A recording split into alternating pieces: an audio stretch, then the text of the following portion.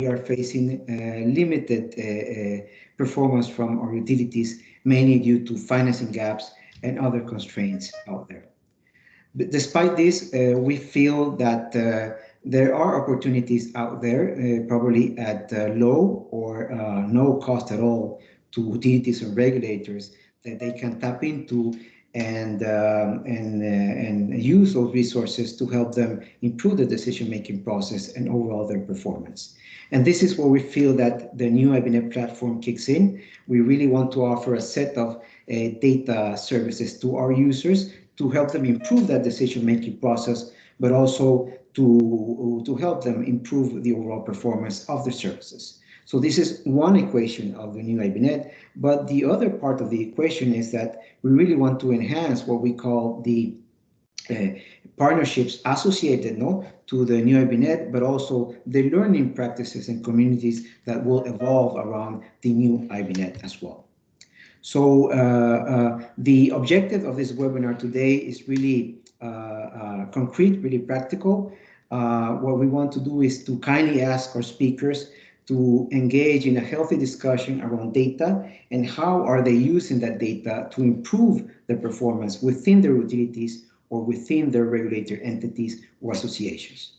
Before I hand the floor to Monica Weber, who will kindly introduce us to our distinguished speakers and also chair our Q&A section, I would also kindly ask everyone to please interact with us. Please use the chat feature in your screen to post your questions, to raise your comments, your observations, anything that you feel is pertinent, whether if it's something around what the speaker is describing, or what the moderator is concluding, or even the new scope of the IBNET. We really want to hear from you, and you are an important part of this webinar, and we want to make it as interactive as possible. No? So without further ado, I would hand the floor to Monica. But again, a warm welcome to everyone. Thank you for joining, and please enjoy the webinar. Monica, over to you. Thank you very much, Marco. And as Marco has said, this webinar is hosted by the team that is working on the renewal of IBNET, a place that many of you will know as the formidable network of data collection, data use, data management that has existed now over 20 years. And we'll hear a little later from Marco about what's in store for the IBNET renewal. And this is the second in a series of webinars that we're using to reach out, featuring some of the leaders, the change leaders, the data users, the data promoters in the world of utilities, water and wastewater management, to actually throw a spotlight on things that one can do with data. In the end, whatever one does in terms of mobilizing data or collection data is of no use if one doesn't actually use it. So the secret of the sauce will always be in how to use it. And to discuss this, we have here for the Asia side of our planet some formidable speakers. I'm delighted to introduce to us and you in this webinar, Salahuddin Ahmed from Pakistan. He has been a long-time member of the Pakistan Administrative Services, has served in multiple capacities across infrastructure development, personnel administration, municipal services, and his last position before starting to lead the Karachi Water and Sewage Services Improvement Project was to be Karachi City's Metropolitan Commissioner in 2020. I'm delighted to welcome you here, Salahuddin.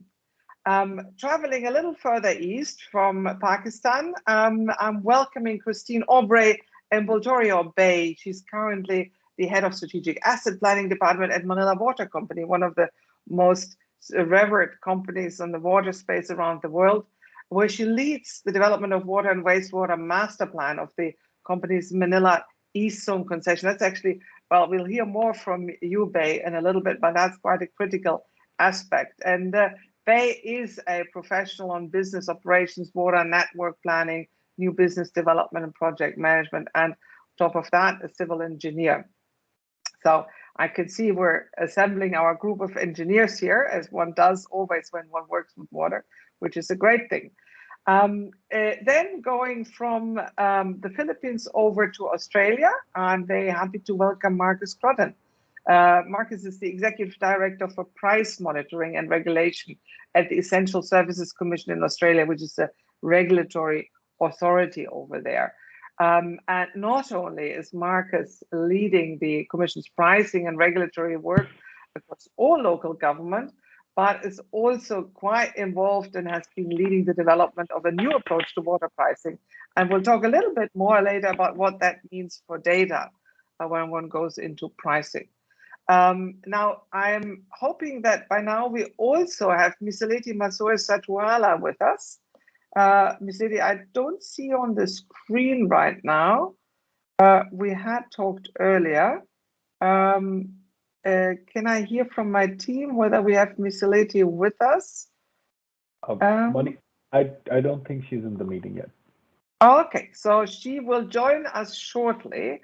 Having said that, Miseleti is bringing to us the wealth of experience and insight that is coming to us from the Pacific Water and Wastewater group of utilities. The Pacific Water and Wastewater Association brings together 30 smaller utilities, but utilities that just as much on the various islands that they do serve are bringing together the various services in terms of water and wastewater to the people of the Pacific. Now, with that short introduction, I thought we go right in medias res, and what we'll do is we'll go a little bit around the room. And I've got just the first question that I would like to ask all of you, and maybe we can start with Salahuddin. Salahuddin, if you could briefly introduce your organization, tell us a little bit where you are, how many people you serve. I mean, not you personally, but your organization in terms of water and wastewater, and tell us the 3 top challenges to you as an organization. Thank you very much, Ms. Monica, for actually inviting us here and giving us this opportunity to speak to this unique forum. And I'm delighted to be here, actually. Karachi Water and Sewerage Board, to which I represent right now, is the only utility which provides, which is responsible for the production of water, distribution of water, and the collection of user charges, as well as providing services to the sewage treatment plants, etc. The Karachi Water and Sewerage Board is actually managed by a board which is called Karachi Water and Sewerage Board, and it was an attached department, but after this project which I'm looking after, which is called Karachi Water and Sewerage Services Improvement Project, it is actually trying to rehabilitate the infrastructure as well as bring reform in the KWSB. This is starting from the management reform, and we are bringing the new management in KWSB, and that means the new CEO, CFO, CIA, and the other reforms managers will be coming in. What we are doing in Karachi right now is to look after the problematic areas, which are what I see is the non-revenue water, which is mounting every passing day. It's around 55% in Karachi. The reason, as every other utility does see, is the leakages. There is water theft also. We do not have the individual meters, but we do have the bulk meters. My mandate in the project is to have those strategic located DMAs and then solve the issues in the utility. We are very far behind with our revenue collections. The revenue collection is right now is only 33% of the demand which we generate. So it's a huge challenge for us. Again, if you see in our part of the world, one of the most challenging situation in water supply services is to supply water to the informal settlements. And this project, the Karachi Water and Sewerage Services Improvement Project, focuses more on these vulnerable communities. And I've been working on this aspect, and I'm looking forward to learn more from our learned participants, because I am actually developing a platform of all NGOs and CBOs to come in, and we are actually collecting those datas from these informal settlements, where the willingness to pay could be gauged and the services could be given to them. And you'll be happy to know this, that we came across with a very surprising numbers, that the people are willing to pay, but unfortunately, because of the informal settlements procedures and the people who are involved into these services have actually captured the entire scene. So these are the major problems which we face. But in a nutshell, I can say that KWSB has a huge prospects. I mean, the investment part as well as the consumers. Just to give you an idea that the other utilities are around 4 million. We have 4 million retail consumers, but we have mapped only 1.2 million. So there is a huge gap. So it's this data which needs to come from the other utility, needs to be mapped. And after mapping it, we need to actually see what is the ability to pay. We have to go a long way, as my colleague from the Philippines have done a lot in the past, and has actually gone to the privatization. But we are going, slowly and slowly. I must say that we need to pass through that bridge, in a due course of time.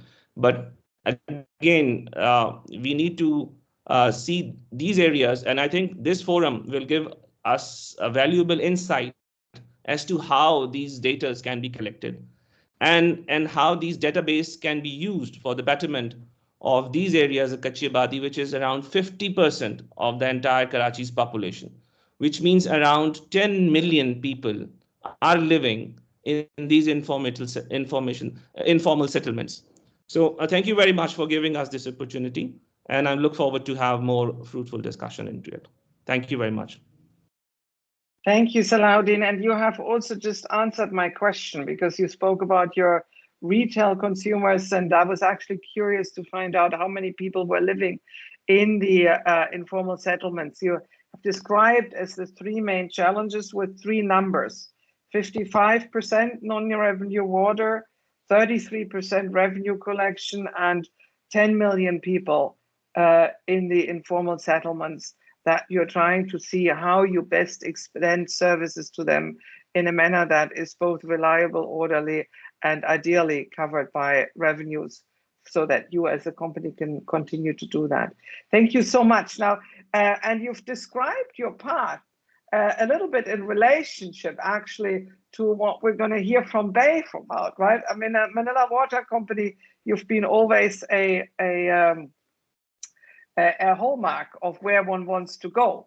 But of course, the company has gone through its own journey, I would assume. And so we're glad to welcome Bay, or Christine Obre and Boltorio, here with us. As I said, you're the head of strategic asset planning. The same question to you. Can you briefly introduce your organization to us? Where are you? And how many people do you serve? What are your top three challenges as an organization? Bay. Hi, everyone. Thanks for having us also here to share our experiences from Manila Water. So Manila Water is a private water utility company from the Philippines. So we have we provide water, wastewater services, and environmental services to the Philippines and in some portions of Asia. But our largest concession so far is the Metro Manila East Zone concession. here in the Philippines. So it's under a concession of the Metropolitan Water Works and Sewerage System. It's the water agency of the Philippine government here in Metro Manila. So we serve around 7.4 million in population. That's around, in terms of the number of customers or retail customers, that's around 2 million in terms of number of customers. Top 3 challenges, yeah, we've gone through a lot from where we started 25 years ago.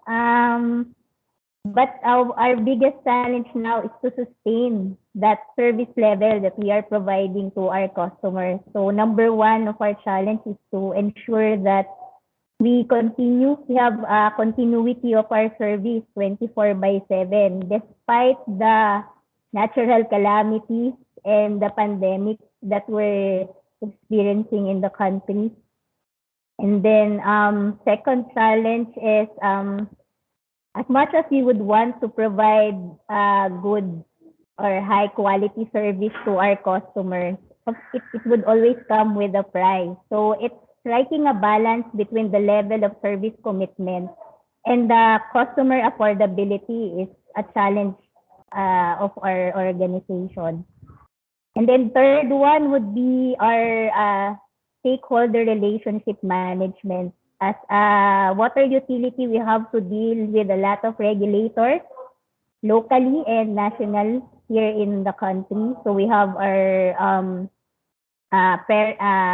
parent or regulator, the MWSS regulatory office, who actually measures our performance based on set key performance indicators and business efficiency measures.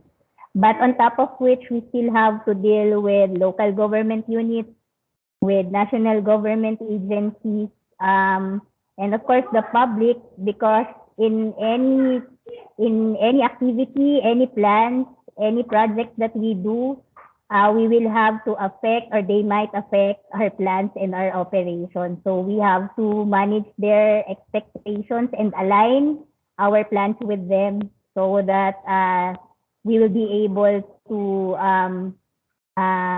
attain the commitments that we have set with our regulators. So basically, those are the 3 challenges of our organization as of now. Sorry, Monica. Thank you very much. Yeah. Thank you very much, Faye. I was struck, if I may just ask a follow-up question. You being one of the people overseeing a lot of the numbers, I was struck by the fact that you only gave me one number, which is how to maintain 24/7 service.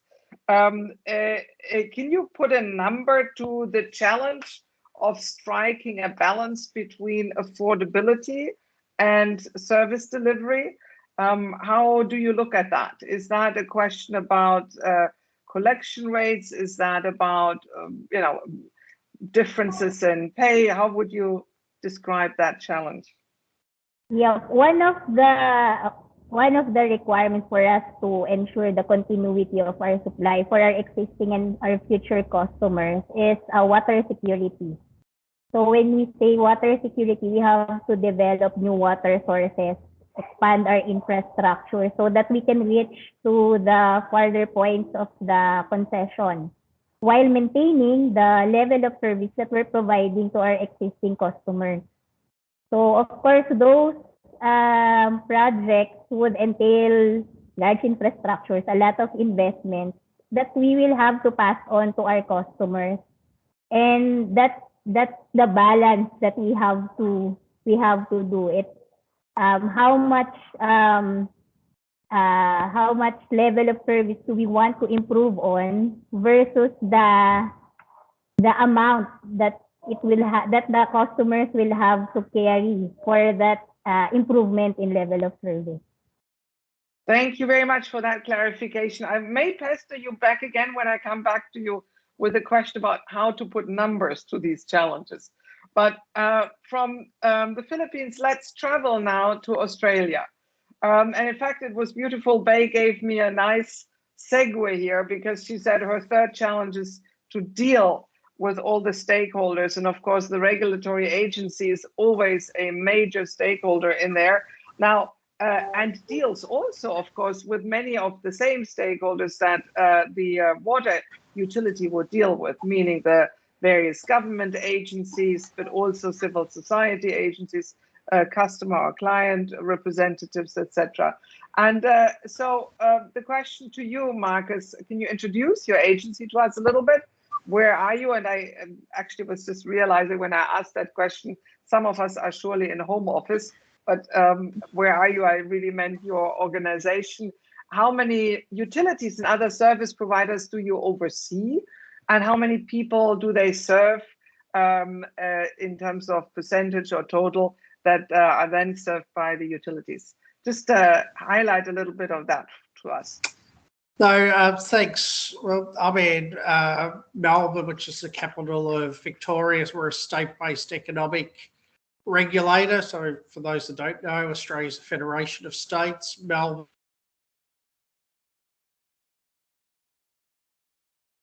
out about 5 kilometres from me at the moment, and from cricket playing nations, the Melbourne cricket grounds around the corner. So we're the capital city there. We have 18 water businesses, a bit of a mix, but it come from something like about 100 water trusts in the 1980s that have been consolidated down over time. We have from water authorities that serve 25,000 customers to those that serve about 1 million within the state. So there's a variety. We've also got some standalone irrigation authorities that basically supply water for farming purposes. As a multi-sector regulator, we also are involved in energy pricing, as well as water pricing and local government. We have some roles and also some transport and ports. As a regulator, I think we've got about 200 or 180 staff, about 50 work in the pricing area, which covers water as a subcomponent of that. The 18 utilities serve around 7 million customers.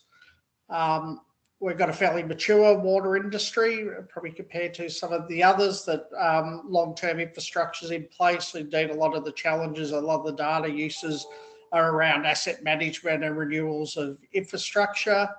In terms of challenges, as everyone said, even in a wealthy country like Australia, affordability is a big issue. That water prices in Victoria range from the cheapest authorities are around $900 Australian, and the dearest are about $1,500, with a household income probably about $70,000 in Australia. So generally, water prices make up about 1.5% of household costs. Total utilities usually make up between 5 and 10, but it does weigh heavier on lower income households. So affordability is a strong issue in recent price reviews. As mentioned, the pandemic has probably put operational challenges, and also we've done a lot of extra data and monitoring work about the impact on customers unable to pay because of stand-downs from work, so loss of jobs, and small businesses have been heavily shut down here. The other one where we're doing a lot of work and dovetails with the previous speakers is in the Primo pricing framework you mentioned, the introduction, is trying to involve customers and community far more in decision making and having a quite active say in the price service trade-offs that come with the price submissions. And that was done fairly successfully in our last round of pricing. And the other challenge we get, like probably everyone else here, is climate change and the impact of climate change and transitioning towards higher use of renewable energies and reducing emissions. So hope that gives you a bit of a snapshot of where we are and what we're doing. Thank you very much. And indeed, you gave me 4 challenges. The affordability, dealing with the pandemic and its impact, but that may have been related to affordability, I guess, also. Importantly, and I thought that was really interesting because that is something that we seem to have in common between Pakistan, the Philippines and Australia, the intent to involve customers more in decision making or engaging, managing the stakeholder engagement piece well. And that is a common challenge across the 3 of us. And then you did mention climate change as a specific element. I heard that somewhat through when we were talking about Manila Water when the topic of water security came up and the necessity for new infrastructure, even though they did not say it explicitly. But these are challenges that are common all across, right? Now, the data is the topic of this webinar, and what we're trying to explore whether data is at all anyway, and if so, how useful to us. If I may start with Salahuddin here, if you could tell us what role data plays in KWSP, and specifically, just because we're starting with numbers, if you had to rate the role that data plays in managing performance between 0 and 10, and 0, it plays no role really. People take decisions on whatever is needed based on what they see, to 10, saying every decision is first informed by data. Where on that space between 0 and 10 would you put the current organizational culture at KWSP, Salahuddin? On all aspects, whether it's consequence management, monitoring, etc. Do you always look at the data first? That would be number 10, or 0 would be on the lower end. Where are you, Salahuddin? Oh, thank you very much. I think using data probably is not that common in our management to that extent to have a meaningful decision. To be very frank on this aspect, because I think that they do have the data with them. For instance, if I put the figure in terms of the supply gap of water, it's around 50%. Like the gap, as I said, that around 1,000 million gallons daily is required in Karachi, whereas only 520 million gallons is provided on daily basis. Now, this would actually warrants the management to look for rationing in a very equitable manner. But again, there are some areas which are getting water, but there are some dry pockets as well. So there are, like for informal settlements, there are issues that even people are getting 5 gallons per day. So look at the water poverty level. I rate it at 4, like 3 to 4, because they have an idea that there are issues, but they are not taking decision on that particular contest. So my understanding is that when we see the data, which is written, like we have 11,000 kilometers of water networks which have been laid, more than 11,700 employees, and it's a huge infrastructure have been laid, and then there's management issues as well. So and as I've mentioned, that on one utility is getting consumers of one kitchen. So for a K Electric of Karachi Electric has 4 million retail consumers, but on the other hand, we have only 1.2 million retailers. So there is a gap. Why we are not bridging that gap, and why we are not able to increase our revenue?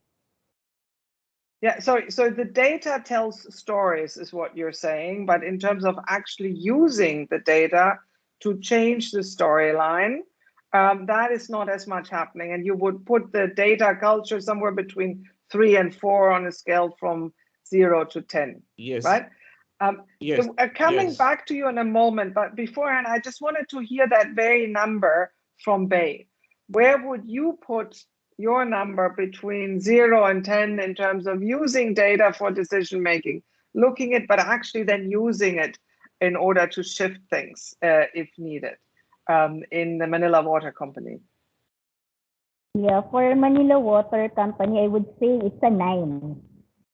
We use data in all of our day-to-day operations. And as I've mentioned, the regulators are measuring us based on specific and set targets in terms of our services.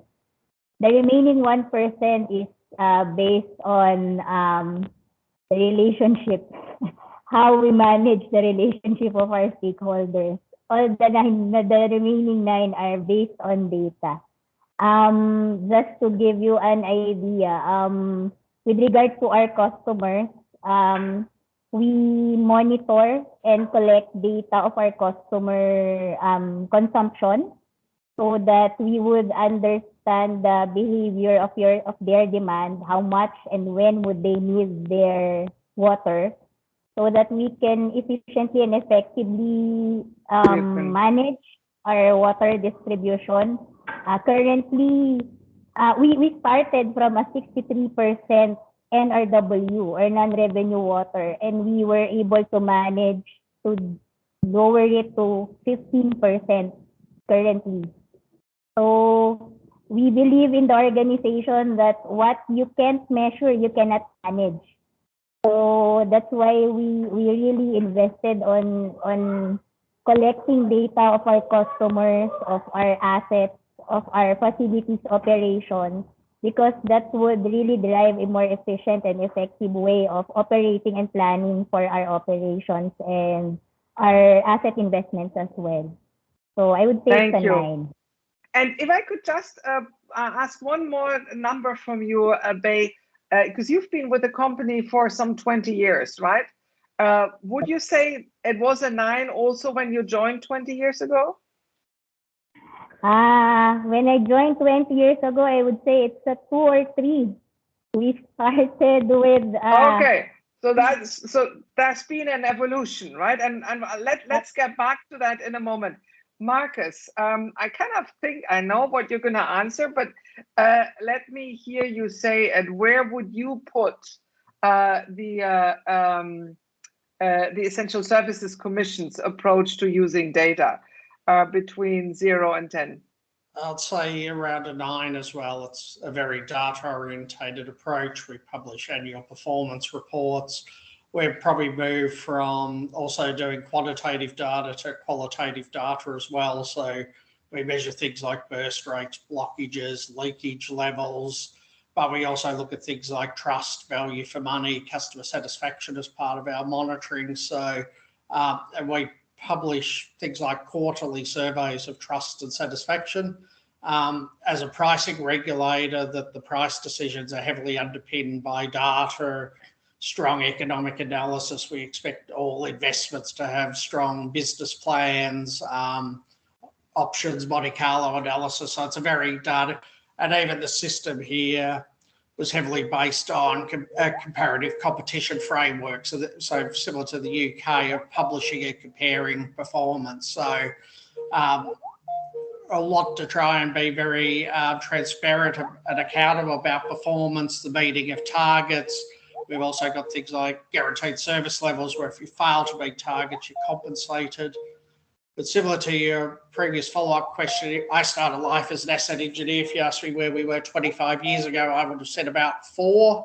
That many of the things Solid said we actually had in Australia. We didn't know, when I first started, people didn't know how many lengths, and when I started as an asset engineer, one year they'll say the authority I was working at, we had 5,000 kilometres of pipe. Next year they'll say 5,500. Then the next year they'll say there was 4,500. Leakage rates in Melbourne, we have some of the lowest in the world. They're now about 8%. When I started, the unaccounted for water was 20% in the early 1990s. So there's a real culture, and as a regulator, we pushed it. We probably mirrored a lot on Ofwat, the UK regulation that's very data intensive. The other thing, though, what we've always said to businesses and how we got there was that good data assists good decision making. The other thing is we always found improving data had very quick payback periods. So because of that ability to make better decisions, better target what assets for renewals, what projects delivered the best value, improving data was a really big concentration when we first got the economic regulatory task. You know, there was, even in a developed country like Australia, a lot of businesses were still running, the smaller ones were still running paper records and all. So it's changed. So there's been a journey for you too, from what I gather, right? Yeah. Now, thinking about the journey and also, Salahuddin, where you are right now, my sense is what you were saying is managing through data can be difficult. Or rather what you were saying, actually getting people to do that is difficult. But would you say it's also painful? Is there, do people have to go through extraordinary efforts in order to provide you the data that they might need? Or do you say actually managing through data is easy? You just have to do it. And that's where you see the difficulty. So is it painful or is it easy? And if so, why? What's your take, Salahuddin?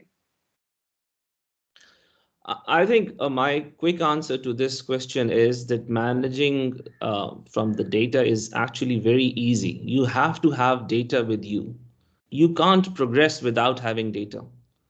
I mean, you can't improve the services, as my friend from Australia has just mentioned. I mean, the way they are getting data from the customer satisfaction and the other things as well. So my understanding is that Karachi Water and Sewerage Board has to go a long way. And it's just the beginning. We have set our priorities right. We are into, mapping all these services. We are into having these things, and we are not only bringing that data only, but we are bringing that reform in terms of management, so that the management should understand that how to take the utility forward from here. So it's a difficult ask, but I think without the data support, no decisions can be taken. You have to analyze that data. You have to, make the strategy. You have to have those short-term, mid-term, and the long-term plans, and then achieve them. For instance, the master plan. Karachi has the master plan, which was supported by the JICA in 2007. Now that master plan says that how you have to have the entire wastewater use policy. Now, if in a PPP regime where we talk about that, you don't have money for the investment, so you look for the PPP regime. So in that sense, also there are people who are coming in to have a sort of, I call it a project piracy, because it has to come from a bottom-up approach, what the utility wants, rather than what is the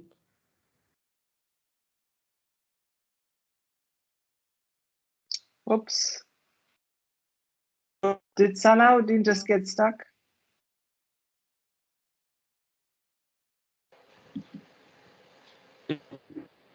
We are not going to concession right now, but eventually we have to have an horizontal unbundling of the function as well.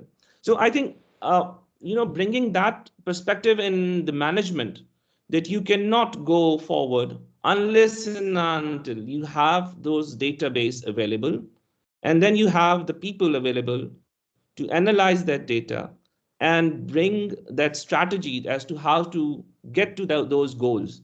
There are enormous challenges attached with it.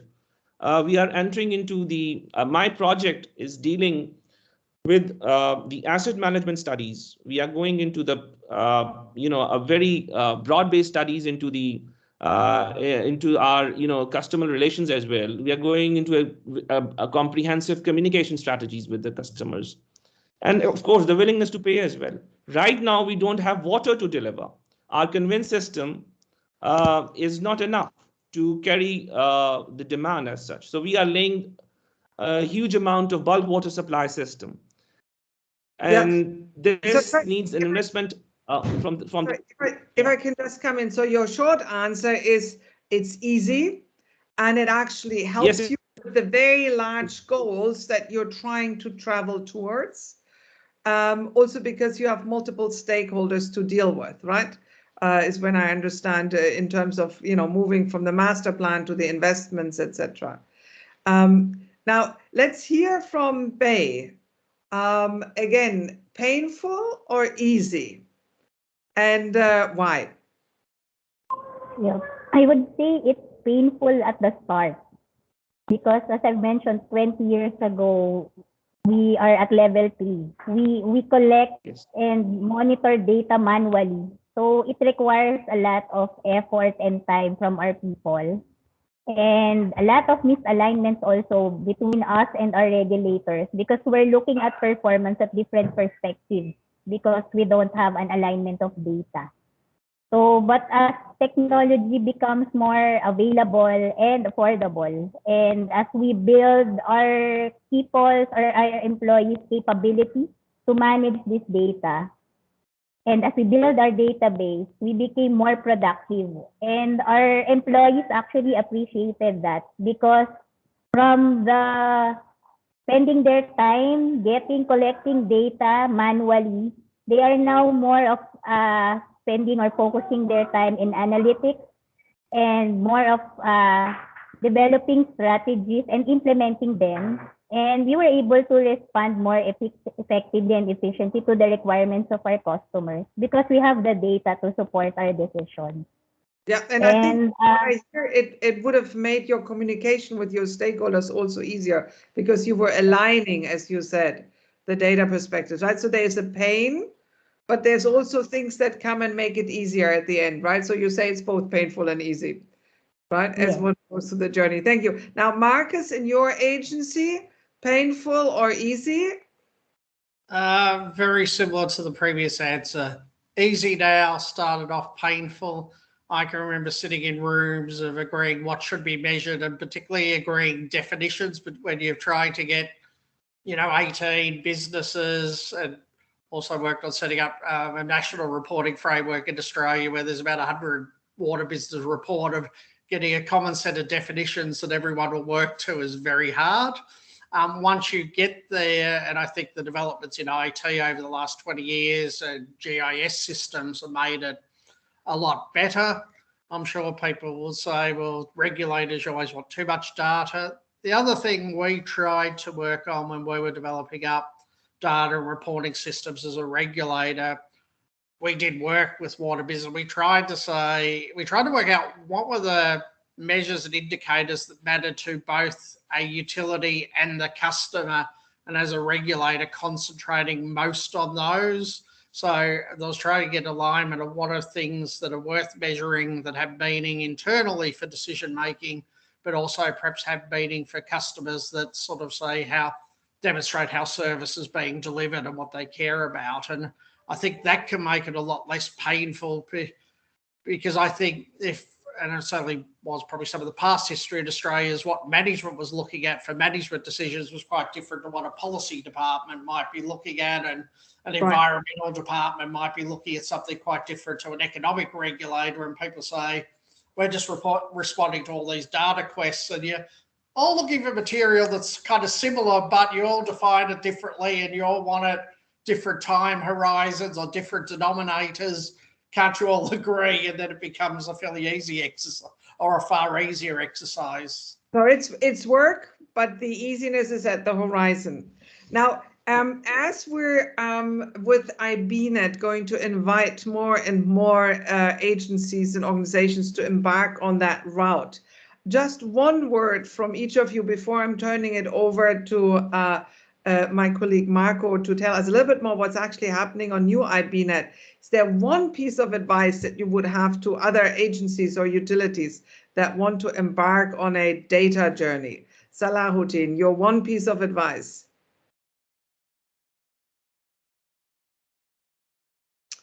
I think Salahuddin may have connection difficulties. It looks like the picture is frozen. Let's move to Bay. Your one piece of advice. What would advise the other water utilities is invest on data management. It's a very integral and essential part of managing the performance of giving water and wastewater services. So invest the only way. Yeah. The only way to measure your performance and improve from where you are. Thank you. Salahuddin, you were just back. Your one piece of advice? I think the management of the KWSB must take they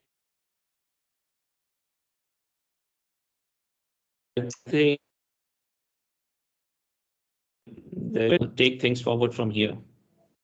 Thank you, Salarine. I think part of your comment was cut off. Maybe you could put your one piece of advice also in the chat for the rest of us that didn't hear us. Marcus, your one piece of advice, just very short, to organizations. I think good data underpins good decision making, which leads to efficient investments and better outcomes for consumers. Then that was a very short one, because you can actually change your services provision with it. Thank you. Now, with that, I would like to ask Marco Aguero to tell us a little bit about what is new IBNET actually doing to facilitate this journey for utilities and other organizations that want to go on it. Tell us, Marco, where are we seeing this going forward? Yes, thank you. Thank you very much, Monica. And also thank you to the speakers for their very interesting insights, and to the participants for their questions and recommendations. Yes, as Monica mentioned, we would like to take you through what we call a very brief executive presentation on the scope of the new IBNET. We have titled our presentation towards a new data culture in water and sanitation services. So we want to move basically from a data collection exercise to data services that can provide the necessary elements to the utilities to help them make smart decisions in terms of investments and overall improve their services. No? So what is our vision? Well, it's really simple, but hopefully appealing enough. We want the new IBNET to be actually the place to go for utilities and regulators. We want it to be a place where users can come and share the data, use the data, and also, of course, connect and learn. No?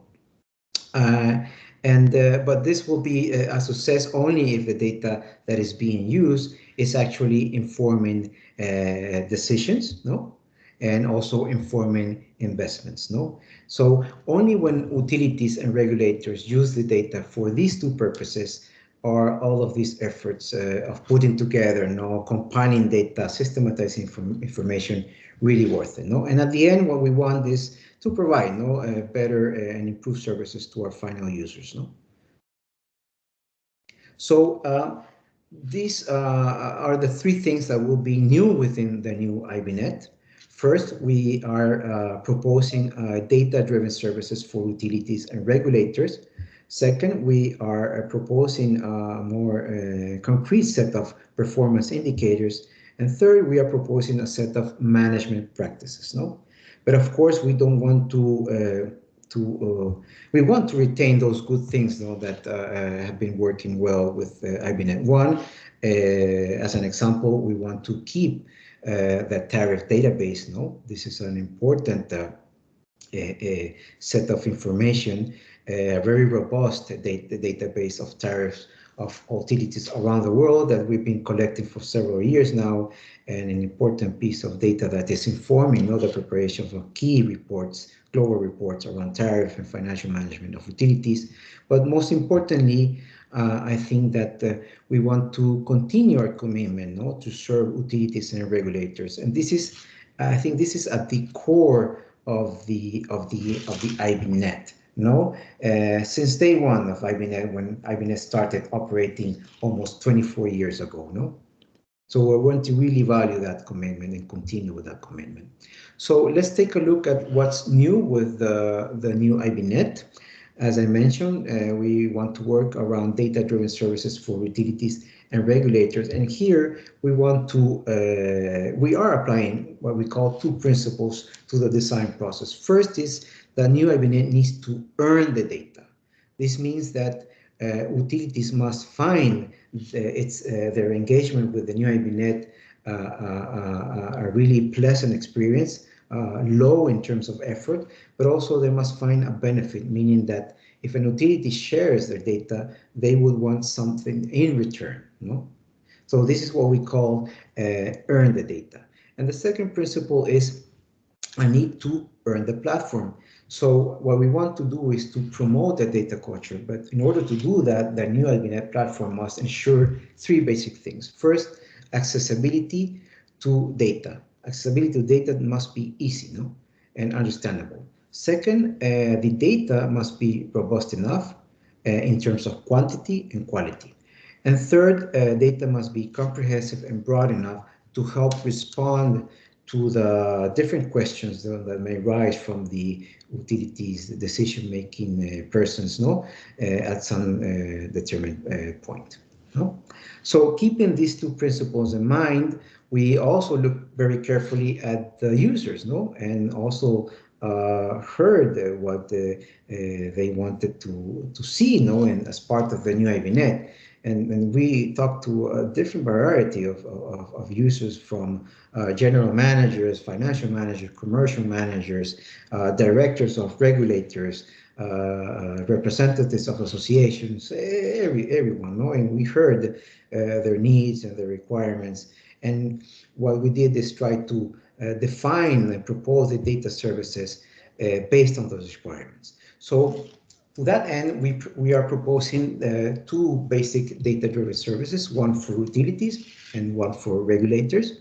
As you see, these data-driven services for utilities is a release 1.0, meaning that we may eventually have opportunity to add more services, but also to expand existing services. But we want to start with three basic services. The first one is one point of truth, meaning that utilities will have the option to use the new IBNET as a data repository, and also apply to these different features where they will be able to do consistency checks of their data, and also prepare customized reports based on their different needs. So this is the first service. The second service is point to improve, where utilities will benefit from visually insightful comparisons between individual utilities performance and similar groups. But most importantly here, we will be able to link what we call the management practices and the performance outcomes. So this is an important piece of information for every manager and decision making of every utility. And the third but not least is match point, where we basically are connecting utilities to other utilities that face similar challenges, and just strengthen their network and their learning process.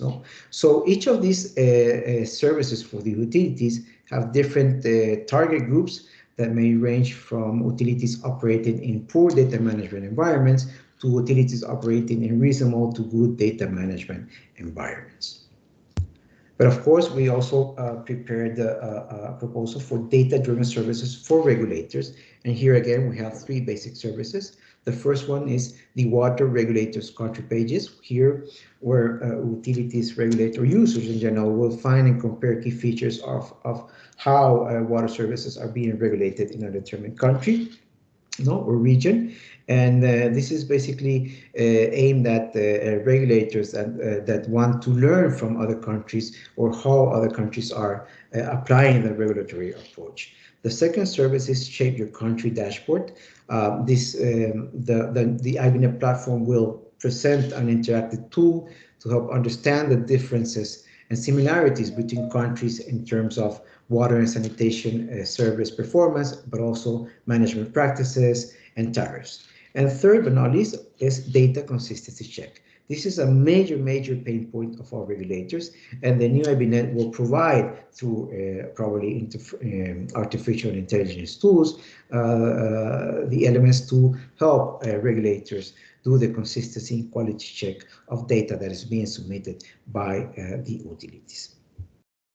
So at the end, we want the new IBNET to be a user-friendly platform where users again can share data, use data, connect and learn, but also it will be flexible enough to at some point gather a wide spectrum of utilities and providers. For instance, utilities that are delivering services through the network, but also providers or utilities that are delivering services to users off the grid. So the new IBNET will be flexible enough to adapt to the different needs of these different utilities and providers. So let's take a look at what's new with the new IBNET. Of course, we have the new performance indicators. Performance indicators we know are not new, in every data management system, but what's new here is that we are moving from a spectrum of 130 indicators in IBNET 1 to narrowing it down to 15 indicators in these 5 dimensions: water and sanitation operations, commercial operations, financial management, human resources. So these are 15 standardized indicators that are based on our research are being collected. The most common ones collected from regulators around the world. And of course, another key new element is management practices. Here we will try to work with utilities to see where they feel in terms of these different dimensions. And the dimensions, for instance, how are they doing in terms of their strategy and business planning? Are they setting their targets correctly? Are their performance monitoring being applied? Data management culture, financial management in good health. All of these are dimensions that each utility will try to find its own classification. And here the background is that in the world of performance management research, there is a strong evidence that management practices have a strong influence in the performance outcomes. What we want to understand here in practical terms is that if I change this particular management practice, I will achieve that better performance outcome. So it is important that through the new IBNET, we also provide that correlation between management practice and KPIs. So we have, it's important to mention this, we have defined our management practices very much along our work with another World Bank initiative called Utility of the Future Program. And this is an initiative that is being set to support individual utilities in improving management practices, basically to achieve the same outcome, which is to shift their performance. So we are complementing the new IBNET efforts with the Utility of the Future initiative. What are the milestones and challenges ahead? Well, this is twofold. Basically, the first one is to build a data and learning partnership. We want to continue signing up utilities and regulators to become part of the new IBNET family, part of this partnership. We want to do this through outreach events such as this one, but we also continue to expand and foster the opportunities to collaborate with other important water and sanitation networks out there, such as the Pacific Water and Wastewater Associations, for example. And the second part is, yes, we want to continue, we want to build the right tool and the right data-driven services. And here we have a different workflows that we are working in parallel. For instance, we are piloting what we call the data survey instrument. And we have piloted this instrument already in 5 countries. We want to expand the pilot to 50 or 100 countries in the coming months. Also, we want to confirm the feasibility of the data mobilization approach. This is very important for the sustainability, meaning are we going to continue with the survey approach, meaning that we have someone to go to utility, capture information, or at some point we expect the utilities to voluntarily enter the platform and share the data without the survey. So we expect this to happen, of course, not in the first years, but eventually that is the goal, that all utilities voluntarily will access the platform and voluntarily share the data. We're also working with our rapid application development team. We want to get the beta version of the platform ready and tested by July. And also all of this just to mention that we want to launch fully deploy the new IBNET platform by October this calendar year. And if that's my keyword, my clue word, because we're at the cusp of ending our webinar, Marco, if you could just show the last slide. Yes. And in inviting our dear speakers to maybe just to say thank you, to show themselves on the video. I did want to take the opportunity to thank really very much from the bottom of our heart, Salahuddin Ahmed, Christine Aubrey and Boltorio and Marcus Grudden to join us for this webinar. The new IBNET.org website will allow everyone to provide some feedback, and we would much love to hear from you. Are these too many, too little, too few indicators? Are these the right ones or the wrong ones? Do you like the approach of providing data services, yes or no? We've heard from our 3 speakers today some truly inspiring stories on the pathway, on the journey that they've walked on and still are walking on, and using data to improve performance and to provide the right services to the underserved communities, to the well-served communities, to find the right balance between shifting water from where it needs to go, from where it is, and finding answers to such pertinent challenges as climate change and infrastructure challenges that everybody is battling with around the world. So with that, from my side, big thanks to our speakers and to everybody who has joined us today. In concluding, Marco, do you want to? No, I think this, you said it all. This is the most important message for us, no, is to invite you to join us. As Monica says, please send your feedback, share your comments. We need your help. We don't want to do this on our own. We need your help to shape our new IBNet. And we have this new IBNET.org landing page designed especially to capture all your comments, your recommendations. So we're really looking forward to it. And Monica and team and all the speakers and participants, a heartfelt thank you for your time and also for your insights. So with that, we can close the session. Thank you very much. Thank you, and stay tuned. There's newibnet.org. Thank you so much. Thank you. Thank you for having us. Thank you.